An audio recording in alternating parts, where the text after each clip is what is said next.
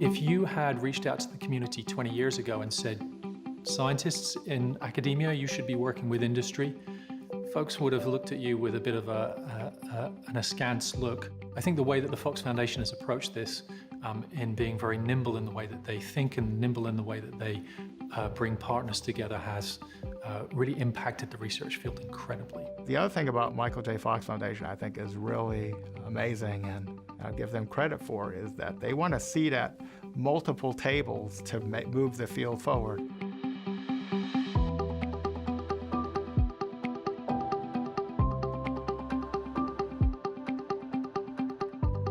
One of the things you sort of feel at the Fox Foundation when you walk in the door is this idea that we need to move fast. We need to get things done. And I think that's probably the most obvious patient-centric strategy that they have. They're so aligned with this idea that success is going to come when you've engaged the community. So not just the research community, but you have to engage the patients.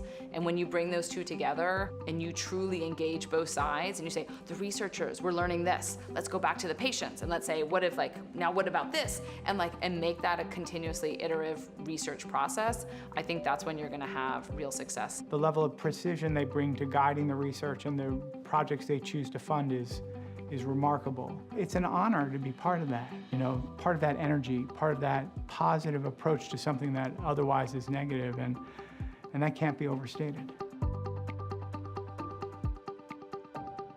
When you work with a foundation, they have a mindset that is always patient-centric. It's the same mindset that you want in a company, but often in companies there is a different sort of sense of urgency and different directives, and unfortunately in large companies, when you hit a roadblock, often those programs are deprioritized.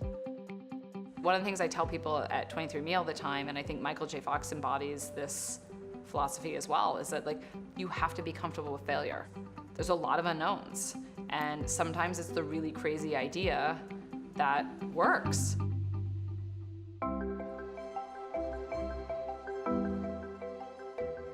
I think another important factor is that the Fox Foundation understands where science and technology is headed broadly and is really trying to pull in those elements of science and direct them at Parkinson's disease.